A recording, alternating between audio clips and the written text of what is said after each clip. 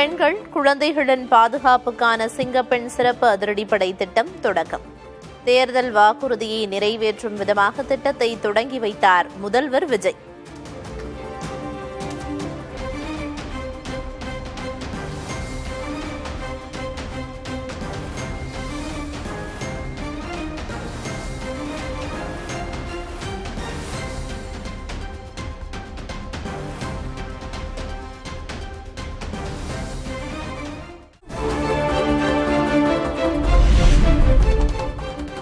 சிங்கப்பெண் சிறப்பு அதிரடிப்படைக்கான பிரத்யேக வாகனத்தை அறிமுகம் செய்து வைத்தார் முதல்வர் விஜய். ஓட்டுநரின் இருக்கையில் அமர்ந்து வாகனத்தை இயக்கி ஊக்கப்படுத்திய விஜய்.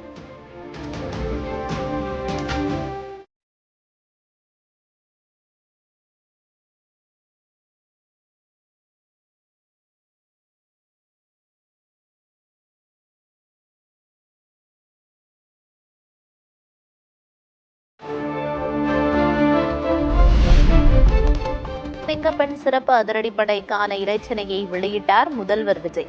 அதிரடிப்படையின் செயல்பாடுகள் தொடர்பான AI வீடியோ ஒளிபரப்பு.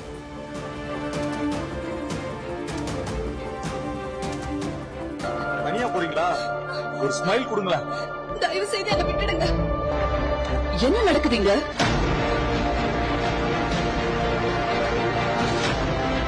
பயப்படாதீங்க. இனிமேல் பெண்களின் பாதுகாப்புக்கு சிங்கப்பெண் சிறப்பு அதிரடிப்படை எப்போதும் உங்க கூட இருக்கு.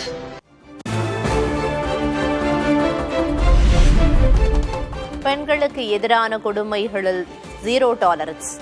தமிழகத்தில் பெண்களின் பாதுகாப்பை உறுதிப்படுத்துவோம் என்றும் முதல்வர் விஜய் உத்தரவாதம். பெண்களுக்கு எதிரான இந்த கொடுமைகள்ல நமக்கு எப்பவுமே ஜீரோ டாலரன்ஸ் தான். அதுல ரொம்ப உறுதியா இருக்கிறோம். ஆனா பெண்களை தொந்தரவு செஞ்சுட்டு அப்படியே எஸ்கேப் ஆகி போயிடலாம்னு நினைக்கிறவங்களுக்கு நான் ஒரு வார்னிங்காவே சொல்றேன். பெண்கள் பாதுகாப்பை டிஸ்டர்ப் பண்றவங்க யாரா இருந்தாலும் அது சகிச்சிக்கவே முடியாது.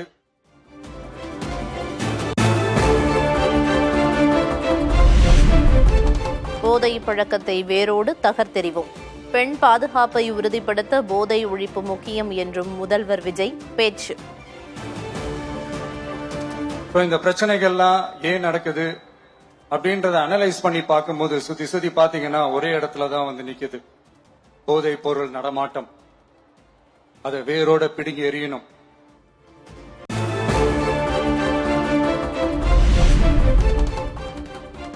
சிங்கப்பெண் சிறப்பு அதிரடிப்படையில் 2500 பணியிடங்கள் உருவாக்கப்படும். 354 கோடி ரூபாய் நிதி ஒதுக்கீடு செய்யப்பட்டிருப்பதாக முதல்வர் விஜய் அறிவிப்பு.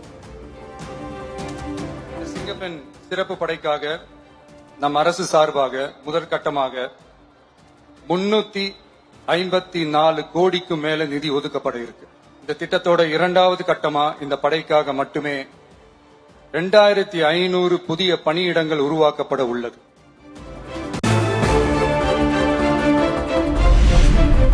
ஒரு அரசின் முழுமையான வெற்றி என்பது பொருளாதார வளர்ச்சி மற்றும் உட்கட்டமைப்பு வசதிகளை மேம்படுத்துவதில் மட்டுமில்லை, பெண்களும் குழந்தைகளும் மரியாதையுடன் வாழ்கிறார்களா என்பதில் அடங்கியிருப்பதாகவும் முதல்வர் விஜய் பேச்சு.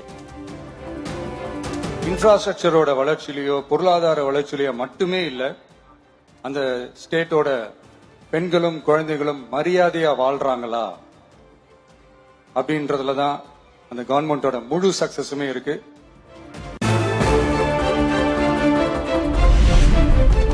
சிங்கப்பெண் அதிரடிப்படை திட்டத்தை தொடங்கி வைக்க வந்த முதல்வர் விஜய்க்கு பொதுமக்கள் உற்சாக வரவேற்பு. மைதானத்தில் சிங்கப்பெண் படையினர் அணிவகுப்பு மரியாதை.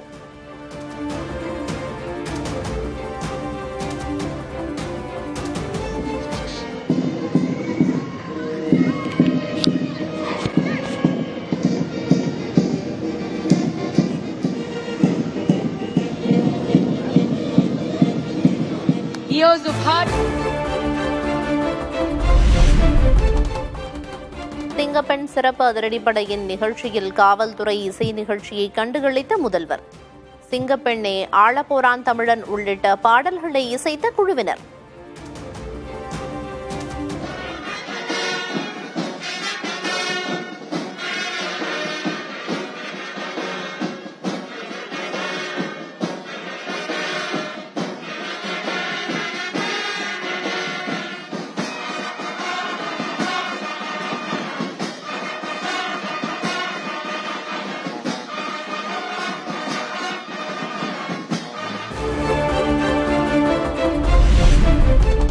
தமிழகத்தில் உள்ள 25,000 பெண் காவலர்களையும் சிங்கப்பெண் திட்டத்தில் இணைத்தால் கூட 4 கோடி பெண்களுக்கு பாதுகாப்பு தர முடியுமா? முதல்வர் விஜய்க்கு அதிமுக முன்னாள் அமைச்சர் RB உதயகுமார் கேள்வி.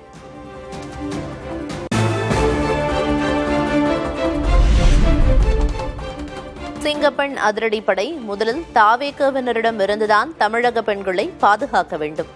தாவேகவினர் மீதான பாலியல் வன்கொடுமை புகாரை சுட்டிக்காட்டி டிடிவி தினகரன் விமர்சனம்.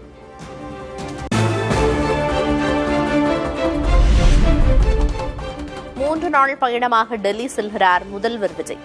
11ஆம் தேதி பிரதமர் மோடி தலைமையில் நடைபெறவுள்ள நிதி ஆயோக் கூட்டத்தில் பங்கேற்பு.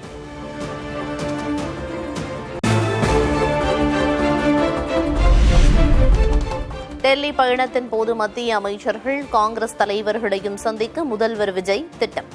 பல்வேறு நிகழ்ச்சிகளிலும் பங்கேற்பார் என்றும் தகவல்.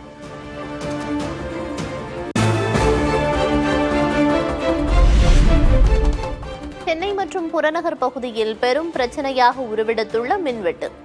இரவு நேரங்களில் மின்சாரம் தடைபடுவதால் மின்வாரிய அலுவலகங்களை முற்றுகையிட்ட மக்கள்.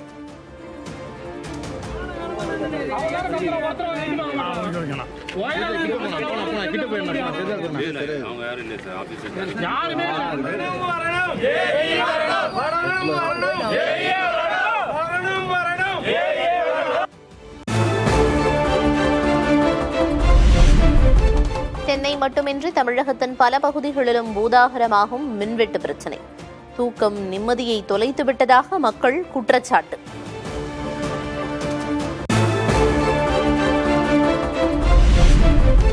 சென்னை வியாசர்பாடி அருகே மின்மாற்றி வெடித்ததால் 3 மணி நேரம் மின்சாரம் துண்டிப்பு. மின்தடை காரணமாக விடுமுறை அறிவித்த தனியார் பள்ளி.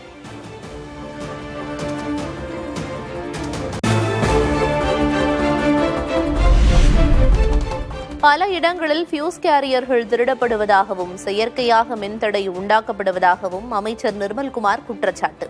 சிசிடிவி ஆதாரங்கள் அடிப்படையில் காவல்துறை மூலம் நடவடிக்கை எடுக்கப்படுவதாக விளக்கம். எங்கெங்கெல்லாம் ஒரு தவறான நபர்கள் அதை வேண்டுமென்றே ஃபியூஸ் எல்லாம் இது பண்ணி இல்ல அங்க பவர் ஃபெயிலியர் வர வைக்கணும்னு நினைக்கிறேன். அவங்க மேல கம்ப்ளைண்ட் கொடுத்து ஒரு சில பேர் அரெஸ்ட் பண்ணப்பட்டிருக்கு. சிசிடிவி இருந்தனால ஒரு சில பேர் அரெஸ்ட் பண்ண முடிஞ்சு. சிசிடிவி இல்லாத இடத்துல கண்டிப்பா பொதுமக்கள் தான். ஏன்னா ரிப்பீட்டடா ஒரு சில இடத்துல ஒரே மாதிரியான பேட்டர்ன் வர்றப்ப நம்ம அசஸ்மெண்ட் பண்ணி பார்க்கறோம். ஏன் இந்த இடத்துல ரிப்பீட் ஆகுது?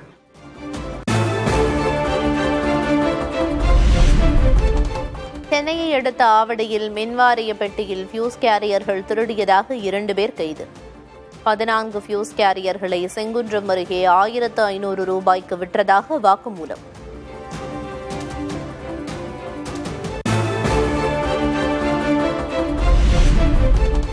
நாகை மாவட்ட ஆட்சியர் அலுவலகத்தில் அமைச்சர் ஷாஜஹான் பங்கேற்ற நிகழ்ச்சியில் மின்தடை. அனைத்து துறை ஆய்வுக் கூட்டம் நடந்து கொண்டிருக்கும் போதே தடைப்பட்ட மின்சாரம்.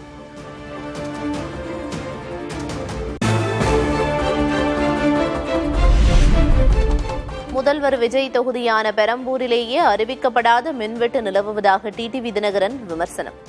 தாவேக அரசு சொல்வது ஒன்று செய்வது ஒன்றாக இருப்பதாக குற்றச்சாட்டு.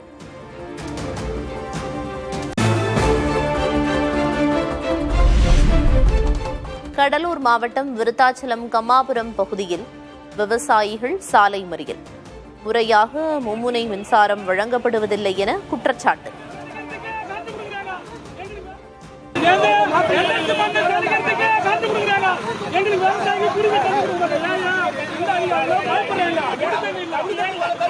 ஒரு நாளைக்கு 15 தடவைக்கு மேல நிறுத்தினா ஒரு விவசாயி மோட்டர் தூக்கி வெளியில எடுத்து பழுது போய் பார்த்த மோட்டரை 40,000 இருந்து 45,000 வருது. இன்னைக்கு எங்க வயல அவங்களே அந்த ஏரியை செக் பண்ண சொல்லுங்க.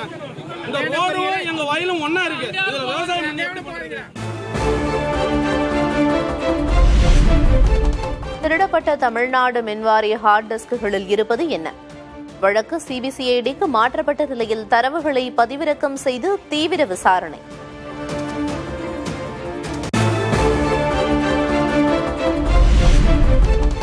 தாவேக அரசை ஆதரித்த அதிமுகவின் 21 எம்எல்ஏக்கள் மீது தகுதி நீக்க நடவடிக்கை இல்லை என சபாநாயகர் ஜேசிடி பிரபாகர் அறிவிப்பு. எம்எல்ஏக்களை மன்னிக்குமாறு அதிமுக பொதுச் செயலர் பழனிசாமி அளித்த கடிதத்தின் அடிப்படையில் முடிவெடுத்ததாகவும் விளக்கம். அனைத்து இந்திய அண்ணா திராவிட முன்னேற்ற கழக கட்சியின் பொதுச் செயலாளர் மாண்பு உறுப்பினர் திரு எடப்பாடி கே பழனிசாமி அனுப்பிய கடிதங்களில் 13/5/2020 அன்று மேற்கூறிய 21 உறுப்பினரால் செய்யப்பட்ட வாக்களிப்பை மன்னிப்பதாகவும் அதன் விளைவாக அந்த 21 உறுப்பினர்களுக்கு எந்த தகுதியும் இழப்பும் ஏற்படவில்லை என்று திட்டவட்டமாக கூறியுள்ளதால் நான் இந்த மன்னிப்பு கோரிக்கையை ஏற்றுக்கொள்கிறேன். மேற்கூறிய 21 உறுப்பினர்களுக்கு எதிரான அனைத்து மேல் நடவடிக்கைகளையும் கைவிடுகிறேன்.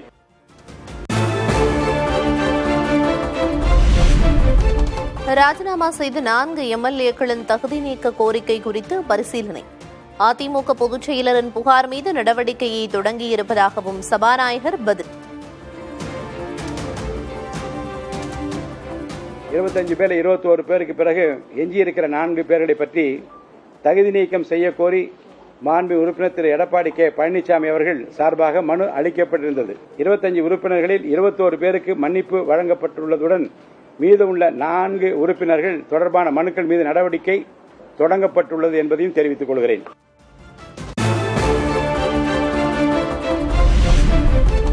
எம்எல்ஏ பதவியை ராஜினாமா செய்துவிட்டு அதிமுகவிலிருந்து தாவேகவில் இணைந்த 4 பேர் உச்சநீதிமன்றத்தில் கேவியட் மனு. இடைத்தேர்தலில் போட்டியிட தடை கோரிய மனுவில் தங்கள் தரப்பு வாதத்தையும் கேட்க வேண்டும் என கோரிக்கை.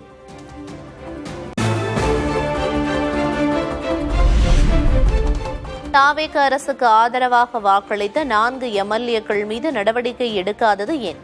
சபாநாயகர் ஜேசிடி பிரபாகருக்கு முன்னாள் சபாநாயகர் அப்பாவு கேள்வி.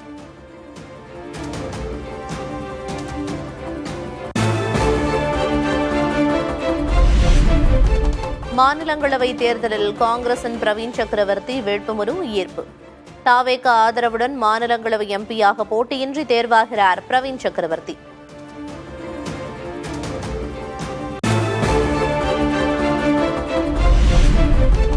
இந்தியா கூட்டணியில் தமிழக வெற்றிக் கழகம் இடம்பெறுமா? முதல்வர் விஜய் உரிய முடிவெடுப்பார் என அமைச்சர் செங்கோட்டையன் பதில்.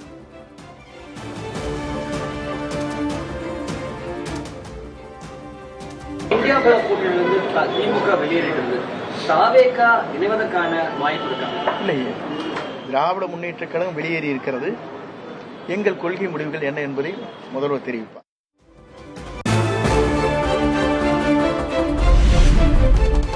பேரிடர் மேலாண்மை நிதியாக 1000 கோடி ரூபாய் தமிழகத்திற்கு விடுவிக்கப்பட்டுள்ளது.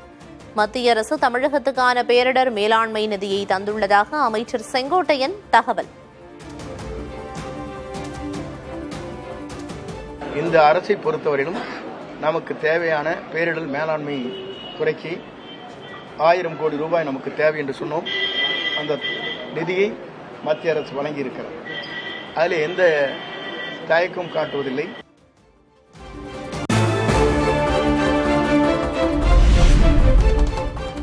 ஆட்சி கவிழ்ப்பு கலைப்பு என்பது திமுகவின் நிலைப்பாடு அல்ல என முன்னாள் அமைச்சர் தங்கம் தென்னரசு திட்டவட்டம். தாவேக ஆட்சியில் மக்கள் தான் களைத்து போயிருப்பதாகவும் விமர்சனம்.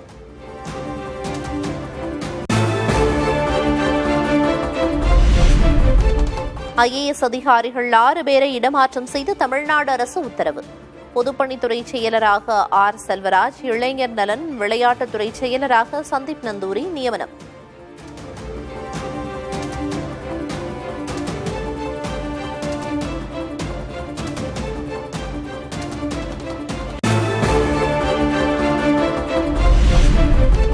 மருத்துவ பணியாளர் தேர்வு வாரிய தலைவராக அழகுமீனா ஐஏஎஸ் நியமனம்.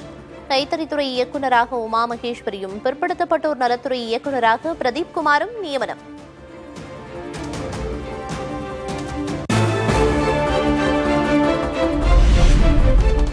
தலைமைச் செயலகத்தில் முதல்வர் விஜயை சந்தித்த பாமக தலைவர் அன்புமணி உடனடியாக சாதிவாரி கணக்கெடுப்பு நடத்த வலியுறுத்தியதாக பேட்டி.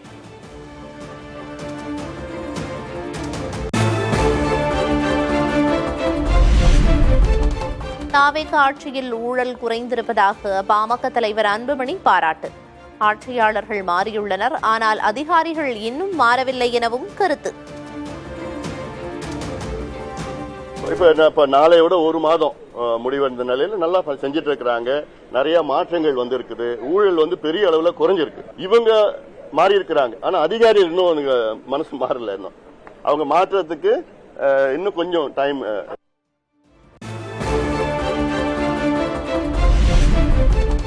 கட்டுமான பொருட்களின் விலையை கட்டுப்படுத்த அவசர நடவடிக்கை எடுக்க தமிழக அரசுக்கு பாமக நிறுவனர் ராமதாஸ் வலியுறுத்தல். பல ஆயிரம் பேரின் சொந்த வீட்டு கனவையும் லட்சக்கணக்கான தொழிலாளர்களின் வாழ்வாதாரத்தையும் காக்கவும் கோரிக்கை.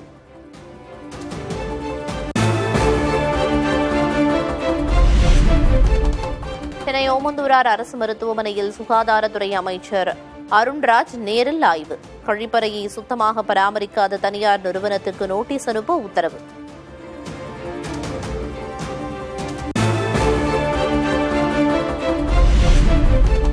தென்கொரியாவில் ஹுண்டாய் நிறுவன உயரதிகாரிகளோடு அமைச்சர் கீர்த்தனா சந்திப்பு.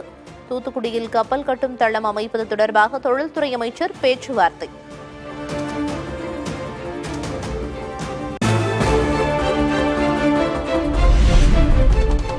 போதைப்பொருள் கடத்தலுக்கும் தனக்கும் எந்த தொடர்பும் இல்லை என லீமா ரோஸின் சகோதரர் ஜான் ரிட்டோ விளக்கம்.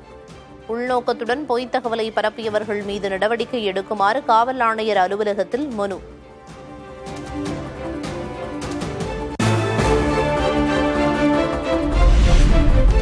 மத்திய பிரதேச மாநிலங்களவை தேர்தலில் தங்கள் தரப்பில் 2 பேர் மட்டுமே வெல்ல முடியும் என்ற சூழலில் 3 வேட்பாளர்களை நிறுத்திய பாஜக. குதிரை பேரத்திற்கு வாய்ப்புள்ளதாக கருதி தங்கள் எம்எல்ஏக்களை பெங்களூருவுக்கு அழைத்துச் சென்ற காங்கிரஸ் கட்சி.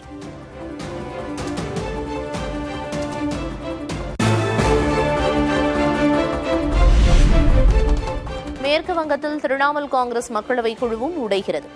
தனி அணியாக இயங்கப் போவதாகவும் பாஜகவுக்கு ஆதரவளிக்கப் போவதாக 20 எம்பிக்கள் சபாநாயகர் ஓம் பிர்லாவுக்கு கடிதம்.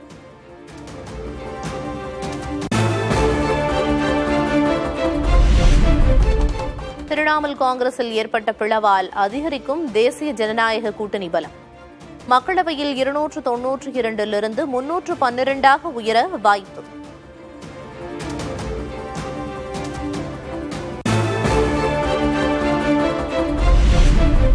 தொகுதி மறுவரையறை மசோதாவை நாடாளுமன்றத்தில் மீண்டும் தாக்கல் செய்ய மத்திய அரசு திட்டம். திரிணாமுல் காங்கிரசின் 20 எம்பிக்கள் ஆதரவு உள்ளிட்ட வழிகளில் ஆதரவை அதிகரிக்கும் அரசு.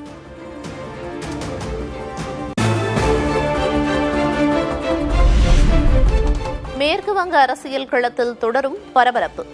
போலி கையெழுத்து மோசடி புகாரில் முன்னாள் முதல்வர் மம்தா பானர்ஜி வீட்டில் சிஐடி காவல்துறையினர் விசாரணை.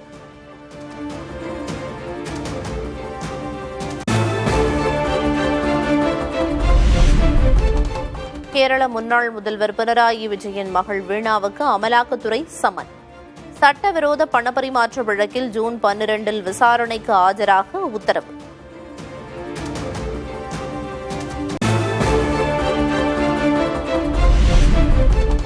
பிரதம மந்திரி உஜ்வாலா யோஜனா திட்டத்தில் மாற்றம். ஆண்டுக்கு 9 சிலிண்டர்களுக்கு பதில் இனி 4 சிலிண்டர்கள் மட்டுமே மானிய விலையில் வழங்கப்படும் என மத்திய அரசு அறிவிப்பு.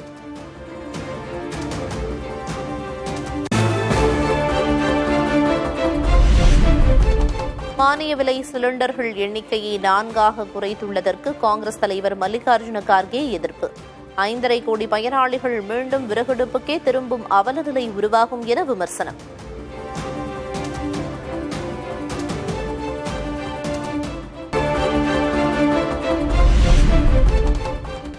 இந்தியாவின் கடுமையான வெப்பத்தை இனி பருவமழையாலும் தணிக்க முடியாது.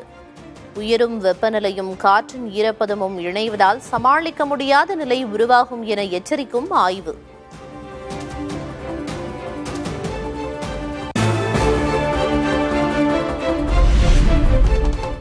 தமிழகம் புதுச்சேரியில் 10 இடங்களில் சுட்டெரித்த வெயில். அதிகபட்சமாக சென்னை மீனம்பாக்கத்தில் 105.3 டிகிரி ஃபாரன்ஹீட் வெப்பம் பதிவு.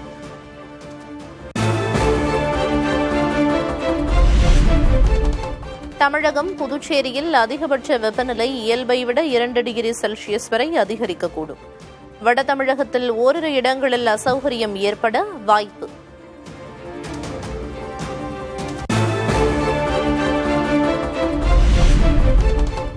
நெல்லை, கன்னியாகுமரியில் இன்றிலிருந்து 3 நாட்களுக்கு கனமழை பெய்யும். கோவை, நீலகிரியிலும் இன்று கனமழைக்கு வாய்ப்புள்ளதாக வானிலை ஆய்வு மையம் கணிப்பு.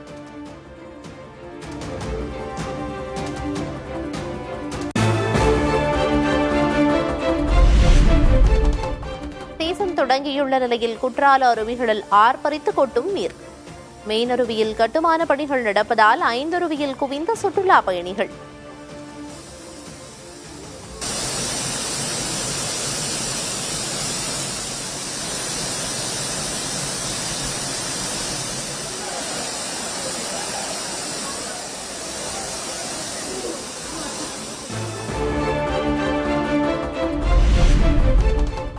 வைகை அணையில் வெறும் 25 அடி தண்ணீர் கூட இல்லாத நிலையில் தண்ணீர் திருட்டு. மின்மோட்டார் மூலம் நீர் திருடப்படுவது புதிய தலைமுறை கள ஆய்வில் அம்பலம்.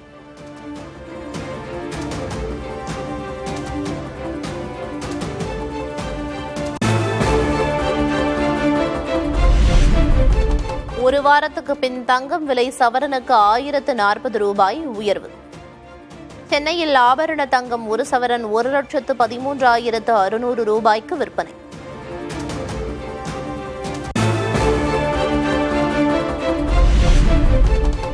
இரண்டாயிரத்து 16 தேர்தலில் அப்பாவு வெற்றி என்று உயர்நீதிமன்ற தீர்ப்பை எதிர்த்து இன்பதுரை மேல்முறையீடு.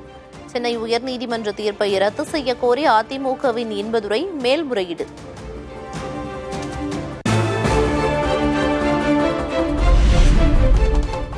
தமிழகத்தில் 5 சார் பதிவாளர் உட்பட 64 ஊழியர்கள் மீது லஞ்ச ஒழிப்புத்துறை வழக்கு பதிவு.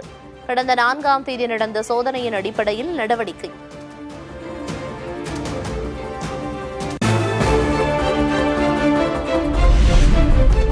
பேரறிவாளனை வழக்கறிஞராக பதிவு செய்த விவகாரத்தில் சிபிஐ விசாரணைக்கு உத்தரவிட முடியாது. காங்கிரஸ் எம்பி சுதாவின் கோரிக்கையை நிராகரித்தது சென்னை உயர்நீதிமன்றம்.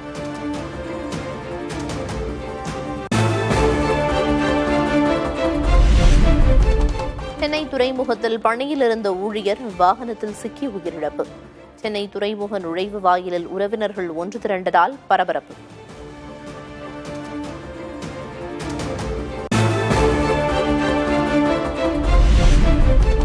கடன்களுக்கான வட்டியை 0.1 விழுக்காடு உயர்த்தியது HDFC வங்கி. வீடு, வாகன கடன்களுக்கான மாதாந்திர தவணை தொகை உயரும் சூழல்.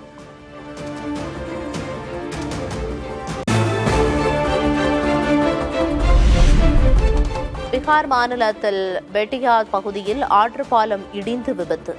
நல்வாய்ப்பாக உயிர்ச்சேதங்கள் எதுவும் ஏற்படாத நிலையில் 10க்கும் மேற்பட்ட கிராமங்களுக்கு போக்குவரத்து பாதிப்பு.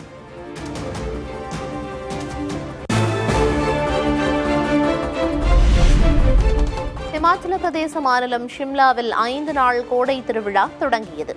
சுற்றுலா பயணிகளை கவரும் வகையில் பல்வேறு சிறப்பு நிகழ்ச்சிகளுக்கு ஏற்பாடு.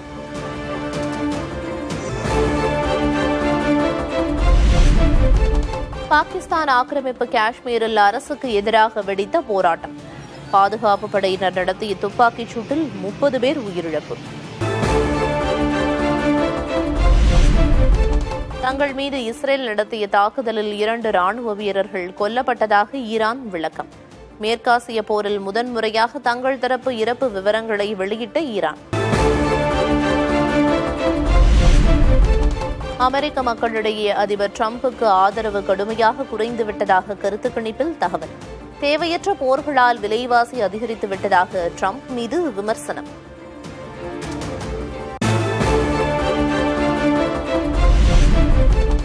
சீன அதிபர் ஜி ஜின்பிங்கிற்கு விருந்தளித்து கௌரவித்த வடகொரிய அதிபர் கிம் ஜாங் உன். விருந்தரங்கிற்கு வந்த சீன அதிபருக்கு விமர்சையான வரவேற்பு.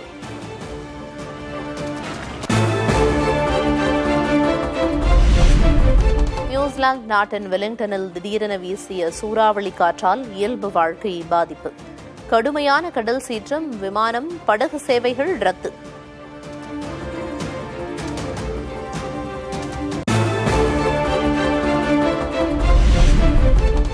விண்வெளியில் பச்சை நிறத்தில் வளைந்து நெளிந்து சென்ற துருவ ஒளி. சர்வதேச விண்வெளி நிலையம் செல்லும்போது எடுத்த வீடியோவை பகிர்ந்த விண்வெளி வீரர்கள்.